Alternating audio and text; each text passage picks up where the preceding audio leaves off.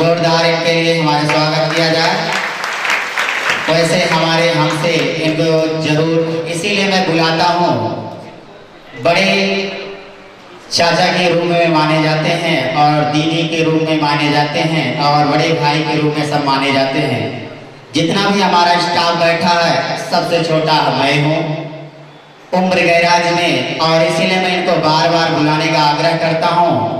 इनसे कुछ पल ऐसे सीखने के मिलते हैं जो हमें कभी टाइम नहीं मिल पाता। इससे हमारे बच्चे भी सीख लेते हैं और हम लोग भी सीख लेते हैं। दो चीज होता है, शिक्षक हमेशा सिखाता रहा है, हर चीज हमेशा सिखाता रहा है, चाहे कोई वाणी की बात हो चाहे कोई कला की बात हो। शिक्षक बहुत बड़ी ताकत होता है। शिक्षक का एक इशारा ही भविष्य को बनाना हो जाता है और शिक्षक का एक इशारा ही भविष्य को बिगाड़ना हो जाता है। इसलिए मैं अपने दीदी कविता जी का जोरदार स्वागत के लिए मंच पर बुलाना चाहूँगा। प्लीज कम स्टेज दीदी, जोरदार तालियां इनके लिए। ये नारी इस में मानी जाती हैं और इनका उद्बोधन हम लोगों के नतमस्तक है।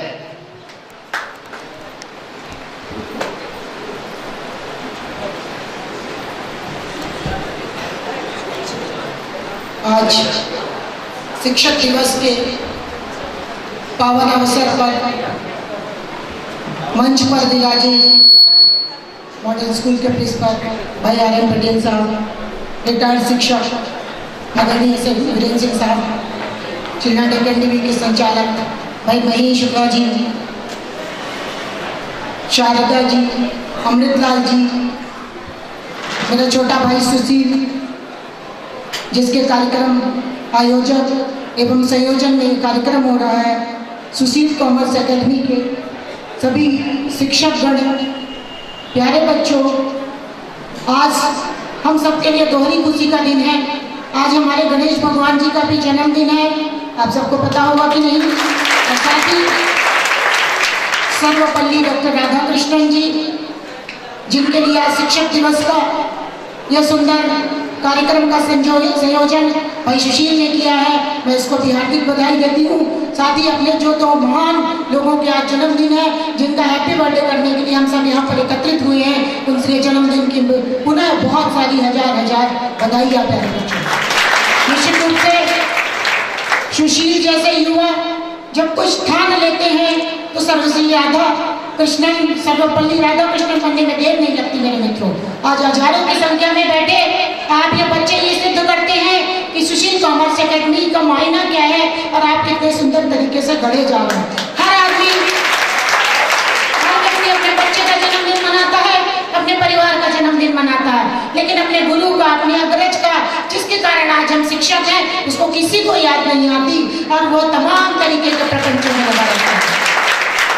मेरे बच्चों, मैं भी जब अपने मॉडल स्कूल के प्रिंसिपल साहब का आशीर्वचन सुन रही थी, मुझे अच्छा लग रहा था कि एक शिक्षक अपने बच्चों के लिए गढ़ने के लिए कितने मूल्यवान वचनों से आप सबको आशीर्वाद दे रहे हैं। वैसे तो आप सब जानकार हैं, रीवा संभागीय मुख्यालय जहाँ आप निवास करते हैं, निश्चित रूप से आपका जो व्यक्तित्व का परिमार्जन होना चाहिए, परिष्कृत होना चाहिए, वो बहुत तीव्रता से हुआ है। और जहाँ सुशील एकेडमी जैसे आपको गुरु मिले तो फिर क्या बात है, आपका पुनः बहुत सारी बधाइयाँ और बहुत सारी आशीर्वाद। मेरे बच्चों,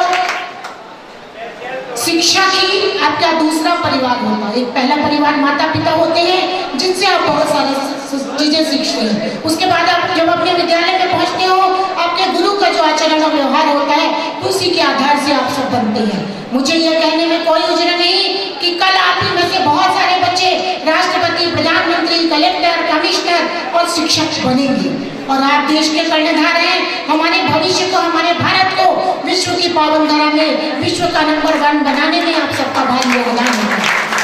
मेरे बच्चों, आप सब जानते हैं कि सैकड़ों वर्षों की गुलामी के बाद जब 15 अगस्त 1947 को हमारा देश आजाद हुआ, हम मात्र 30 करोड़ की आबादी थी। आज हम 130 करोड़ हैं, बढ़ती जनसंख्या एक हमारे लिए समस्या है। लेकिन उसके बावजूद हमने सैकड़ों वर्षों की गुलामी के बाद भी आज हम दुनिया की चौथे नंबर की महाशक्ति हैं। ये हमारे और आप दोनों के लिए गर्व की बात है। आज अमेरिका जैसे राष्ट्र यदि यह सोचे कि भारत